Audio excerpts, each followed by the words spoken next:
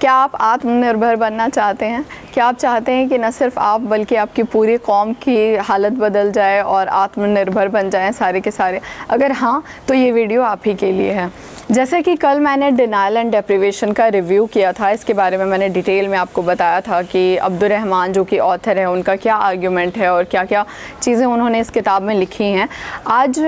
इस किताब के चैप्टर नंबर 14 जो वक्फ़ के ऊपर है उसके बारे में मैं बात करूँगी। जब आप इस चैप्टर को पढ़ते हैं तो आपको ये लगता है, ये एहसास होता है, आपके अंदर जागता है ये एहसास कि अगर हम वक्फ़ का इस्तेमाल सही तरीके से कर पाते तो शायद आज जो मुसलमानों की हालत है, जिस तरह का माहौल हमें मिल रहा है और या जिस तरह से ट्रीट किया जा रहा है मुसलमानों को, वो हाल तो बिल्कुल भी नहीं होता और पूरी तरीके से जो गरीबी है मुसलमानों में और जो बैकवर्डनेस है वो ख़त्म हो चुकी होती है सिर्फ़ और सिर्फ वक्फ़ का सही इस्तेमाल होने से। तो इसी से आप अंदाज़ा लगा सकते हैं कि वक्फ़ जो प्रॉपर्टीज़ हैं, जो एसेट्स हैं या लैंड होल्डिंग्स जो हैं, वो कितनी बड़ी है और कितनी ज़्यादा ये रेवेन्यू जनरेट कर सकता है। इस चैप्टर को पढ़ने के बाद आपको बहुत सारी ऐसी जानकारियाँ मिलती हैं जो आपको पढ़ने के बाद लगेगा कि आपने इस बारे में कभी सोचा ही नहीं होगा, जैसे कि मुझे भी लगा था। फॉर एग्ज़ाम्पल, डिफेंस और रेलवे के बाद इंडिया में जो सबसे बड़ा इंस्टीट्यूशन है या जिस इंस्टीट्यूशन के पास सबसे ज़्यादा प्रॉपर्टी है वो वक्फ़ है। तो आप अंदाज़ा लगा सकते हैं कि कितनी बड़ी प्रॉपर्टी मुसलमानों के ख़ुद की अपने पास है। ये वक्फ़ प्रॉपर्टीज़ या ये जो एसेट्स हैं ये वो होते हैं जो वैसे लोग उस तरह के मुसलमान जिन्होंने अल्लाह के रास्ते में अपनी प्रॉपर्टी दे दी कि वो सिर्फ़ इंसानियत के लिए काम आएगी, गरीबों और मज़लूमों के लिए काम आएंगी और उनको ना बेचा जाएगा और ना ख़रीदा जाएगा। तो आप अंदाज़ा लगा सकते हैं कि अगर इसका सही तरीके से इस्तेमाल होता तो ना सिर्फ गरीबों की, ना सिर्फ मुसलमानों की परेशानियाँ दूर होती बल्कि देश के और जो मज़लूम और गरीब और सताए हुए लोग हैं उनका भी बहुत ज़्यादा भला होता। और जो आज सड़कों पे हमें माइग्रेंट दिखाई दे रहे हैं परेशान हाल में, भुखमरी उनको फेस करनी पड़ रही है, ये सारी चीज़ें शायद हमें देखने को नहीं मिलती अगर सिर्फ़ और सिर्फ हम वक्फ़ का सही तरीके से इस्तेमाल कर पाते। क्योंकि मुसलमानों ने अपनी ख़ुद की वक्फ़ पे ध्यान नहीं दिया, उनको बचाने के लिए कोई बहुत ज़्यादा काम नहीं किए, लीगल लड़ाइयाँ नहीं लड़ी, तो उससे नुकसान ये हुआ है कि सरकारें, उनकी एजेंसियाँ, कॉरपोरेट हाउस और यहाँ तक कि हमारी कौम के भी कुछ लोग और यूँ कह लीजिए कि गुंडे मवाली टाइप के जो मेंटालिटी वाले लोग होते हैं उन्होंने इस पर कब्ज़ा करना शुरू कर दिया और उसका नाजायज़ इस्तेमाल करना शुरू कर दिया। जैसे कि अब्दुर रहमान इस किताब में हमें बहुत सारे इंसिडेंट ऐसे बताते हैं जब प्रिजर्व करने और मेंटेनेंस के नाम पर किस तरह से वक्फ प्रॉपर्टीज़ पे कब्ज़ा कर लिया गया। और वो बताते हैं कि न सिर्फ सरकार बल्कि जो आर्कियोलॉजिकल सर्वे ऑफ इंडिया है उसने भी इस तरह के दावे किए कि हम जो प्रॉपर्टीज़ हैं वक्फ के उनको प्रिजर्व करेंगे, मेंटेनेंस के लिए उनकी दावा किया। लेकिन जो ज़मीनें जिन पे मस्जिदें बनाई गई थी मेडिवल एरा में ही, मेडिवल हिस्ट्री के टाइम पे ही, और फिर ब्रिटिश गवर्नमेंट जब आती है इंडिया में तो वो बहुत सारी मस्जिदों को शहीद कर देती है। और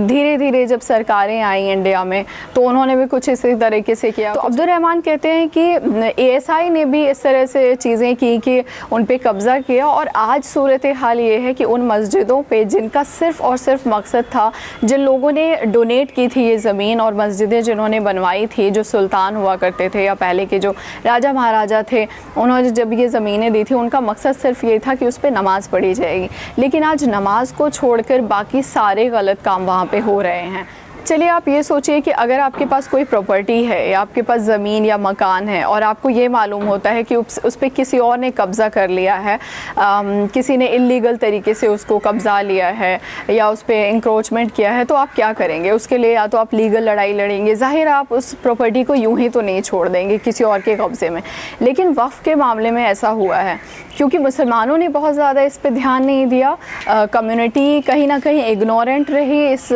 टॉपिक को लेकर के, तो इससे ये हुआ कि जो ज़मीनें थी उस पर कब्ज़ा तो हुआ, सरकारों ने भी ध्यान नहीं दिया। हम तो ये भी नहीं जानते हैं कि वक्फ़ को लेकर के कितने कानून बने हैं इंडिया में और उन कानून में क्या क्या कहा गया है, उन एक्ट के जो प्रोविजंस हैं वो क्या हैं। जैसे कि वक्फ़ एक्ट आया 1954 में, उसके बाद 1995 में उसमें अमेंडमेंट हुआ, उसके बाद 2013 में भी उसमें अमेंडमेंट हुआ। तो बहुत सारी चीज़ें थी जो पहले से थी उस कानून में, फिर बदलाव हुए। फिर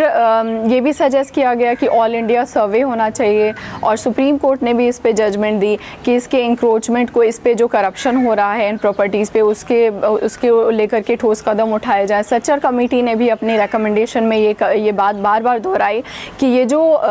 इंक्रोचमेंट है, ये जो जिस तरीके से अनऑथराइज तरीके से ऑक्यूपाई किया जा रहा है इन लैंड्स को, प्रॉपर्टीज़ को, उस पर सरकारें ध्यान दें। काश हमने इन एसेट्स का सही तरीके से इस्तेमाल किया होता तो आज जो सड़कों पे हमें मज़दूर दिखाई दे रहे हैं, जो माइग्रेंट वर्कर्स हैं, जो इधर उधर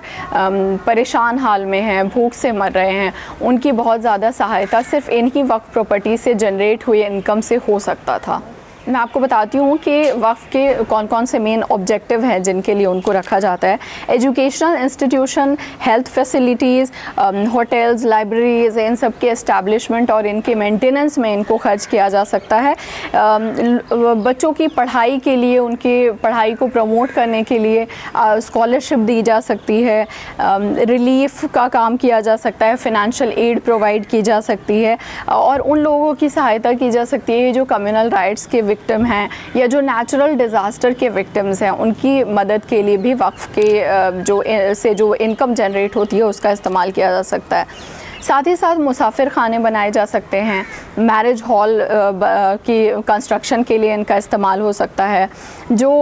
डाइवोर्स्ड विमेन हैं, जो बेवा औरतें हैं, जिनके पास मेंटेनेंस के लिए कुछ नहीं है, जिनका सोर्स ऑफ इनकम कुछ नहीं है, उनकी मेंटेनेंस के लिए इसका इस्तेमाल हो सकता है। इमाम और जो मुअज्जिन होते हैं मस्जिद के, उनकी सैलरी भी इससे दी जा सकती है। ऑथर बताते हैं कि जो स्टेट वक्फ बोर्ड्स बनाए गए हैं, जिनका काम है, जिनकी अथॉरिटी होती है इनकी मेंटेनेंस, वक्फ की मेंटेनेंस और डेवलपमेंट को लेकर, तो उन्होंने बहुत सारे राज्यों के जो स्टेट वक्फ बोर्ड हैं उन्होंने तो बहुत अच्छा एक एग्जांपल सेट किया कि बहुत अच्छे तरीके से मेंटेनेंस भी किया और उसके डेवलपमेंट पे भी ध्यान दिया। लेकिन ज़्यादातर स्टेट्स ऐसे भी हैं जिन्होंने बिल्कुल भी ध्यान नहीं दिया और टाल मटोल वाला रवैया या जो करप्शन आप कह लीजिए वो भी जारी रहा। आपको याद होगा टीवी पे एक शो आता था ऑफिस, तो उसमें जिस तरह से मुसद्दी लाल को एक ऑफिस से दूसरे ऑफिस भेजा जाता रहता था, उसी तरह से स्टेट वक्फ बोर्ड की भी कुछ कहानियाँ ऐसी सामने आई कि कुछ बेवा औरतें या यूँ कह लीजिए जो भी ज़रूरतमंद लोग थे, जब वो गए वहाँ पे क्लेम किया कि हमें मेंटेनेंस के लिए पैसे चाहिए या कुछ भी, तो उनको इधर उधर दौड़ाया जाता था या फिर उनको ये कह दिया जाता था किसी और तरीके से उनको सहायता दी जाए और वक्फ से ना दिया जाए। तो ये टाल मटोल वाला काम बिल्कुल ऑफिस वाले पैटर्न में हमें इस किताब में एग्जाम्पल के तौर पे अब्दुल रहमान समझाते हैं। 1995 का जो वक्फ अमेंडमेंट एक्ट था उसके तहत एक ऑल इंडिया सर्वे होना चाहिए था कि वक्फ की प्रॉपर्टीज़ कितनी हैं, उसकी वैल्यू कितनी है, लेकिन ये सर्वे पूरा नहीं हो पाया, जिसके बाद सच्चर कमेटी के पास भी सारे के सारे सही तरीके से डेटा अवेलेबल नहीं था क्योंकि ऑल इंडिया सर्वे नहीं हुआ था उस टाइम तक, तो पूरी जानकारी उनके पास नहीं थी। अब्दुल रहमान इस किताब में कहते हैं कि अगर इन वक्फ प्रॉपर्टीज़ को सही तरीके से डेवलप किया जाए तो उससे जो जनरेट होगी इनकम, वो अगर 10% भी इस वक्फ प्रॉपर्टी से अगर इनकम जनरेट होती है तो उससे इंडियन मुस्लिम्स के लिए वर्ल्ड क्लास फैसिलिटी प्रोवाइड की जा सकती है और इसमें कोई भी मुश्किल पेश नहीं आएगी। अभी हम अपने अपने घरों में बंद हैं, लॉकडाउन में हैं और ज़्यादातर मुसलमान ये सोच रहे हैं कि काश हम मस्जिद में जाकर नमाज़ पढ़ पाते, काश हम ईद की नमाज़ पढ़ पाते। तो ये जो जज्बा है आपके दिल में मस्जिद में जाकर नमाज़ पढ़ने का और मस्जिद से मोहब्बत का, वो वक्फ़ के बारे में भी आपको सोचना चाहिए और वो जज्बा सेम इस रिसोर्स के बारे में भी होना चाहिए, क्योंकि ये जो वक्फ़ प्रॉपर्टीज़ हैं ये किसी इंडिविजुअल की नहीं है, किसी एक इंसान की नहीं है, किसी की पर्सनल जायदाद ये नहीं है, बल्कि ये अल्लाह के रास्ते में दी हुई प्रॉपर्टीज़ हैं जो इंसानियत के भले के लिए थी, क्योंकि इस्लाम सोशल जस्टिस में बिलीव करता है। तो आपके दिल में कम से कम ये जज्बा तो होना चाहिए कि इन प्रॉपर्टीज़ को कैसे बचा लिया जाए, क्योंकि इससे भला सिर्फ़ और सिर्फ मुसलमानों का नहीं बल्कि कि बाकी के लोगों का भी, पूरी इंसानियत के लिए इनका इस्तेमाल होता है। तो सबसे अच्छी बात अगर मैं कहूँ डिनायल एंड डेप्रिवेशन के बारे में, तो मुझे ये लगी इस चैप्टर को पढ़ने के बाद और बाकी सारे चैप्टर्स जब आप इस किताब में पढ़ते हैं, तो बेस्ट चीज़ जो है वो ये है कि ऑथर ना सिर्फ परेशानियों के बारे में बात करते हैं, ना सिर्फ इश्यूज़ के बारे में बात करते हैं, वो सल्यूशन भी बताते हैं। हर एक चैप्टर में हर इशू को डिस्कस करने के बाद ऑथर ख़ुद ही हमारे सामने एक माइंड मैप हमें दे देते हैं कि किस तरह से इसका सल्यूशन क्या है और क्या क्या कदम उठाए जाएं तो हम इनको बचा सकते हैं और करप्शन से कैसे हम लड़ सकते हैं।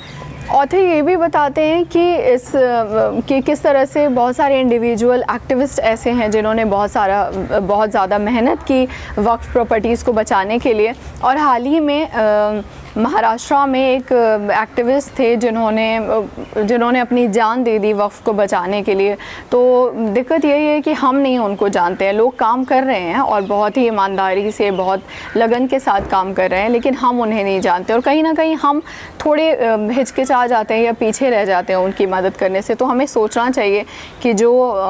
अल्लाह के लिए दी हुई ज़मीनें हैं, उसके बंदों की खिदमत के लिए जो दी हुई प्रॉपर्टीज़ हैं, उनका हम क्या कर रहे हैं, हम किस तरह से इस्तेमाल करें। क्या हमारे सबसे अच्छी बात जो मुझे डिनायल एंड डेप्रिवेशन के बारे में लगती है वो ये कि ऑथर इस किताब में सिर्फ इश्यूज़ के बारे में बात नहीं करते हैं कि ये परेशानियां हैं या इस तरह से करप्शन चल रहा है। उससे बहुत ज़्यादा टेंशन भी जो क्रिएट होती है कि इतने सारे इश्यूज़ हैं, उनका सल्यूशन क्या है। तो जैसे ही आप सल्यूशन के बारे में सोचते हैं, ऑथर हमें ऑलरेडी सल्यूशन बिल्कुल बना बनाया दे देते हैं। माइंड मैप पूरा तैयार हो जाता है आपका चैप्टर के एंड तक पहुँचते। तो this is the best thing about this book कि हर एक चैप्टर के बाद आपको सल्यूशन भी दिया हुआ है। वैसे वक्फ को लेकर भी क्या काम होना चाहिए और क्या काम हो रहा है, वो सारी पॉजिटिव बातें भी हमें ऑथर इस किताब में बता देते हैं। तो मुझे लगता है कि अब हम सबको वक्फ के बारे में सोचना चाहिए, क्योंकि कम से कम ये जज्बा तो दिल में होना चाहिए कि जो इंसानियत के भले के लिए जिन प्रॉपर्टीज़ को वक्फ किया गया, जो अल्लाह के रास्ते में ख़र्च करने के लिए थी, उनका अभी क्या हो रहा है और अगर उनको लेकर करप्शन हो रहा है तो क्या हमारे दिल में मलाल नहीं होना चाहिए? क्या हमें उसके बारे में कुछ सोचना नहीं चाहिए? अगर इन वक्फ प्रॉपर्टीज़ का सही तरीके से इस्तेमाल होने लगे, अगर इन एसेट्स का इंसानियत के भले के लिए जिस मकसद के लिए इनको रखा गया था, अगर वो फिर से होने लगे, तो यकीनन हम आत्मनिर्भर ज़रूर बन जाएंगे। और इंडिया का मुसलमान, हर एक मुसलमान आत्मनिर्भर तो बनेगा ही, साथ ही साथ अपने बाकी देशवासी जो हैं उनको भी आत्मनिर्भरता की तरफ ले जा सकते हैं।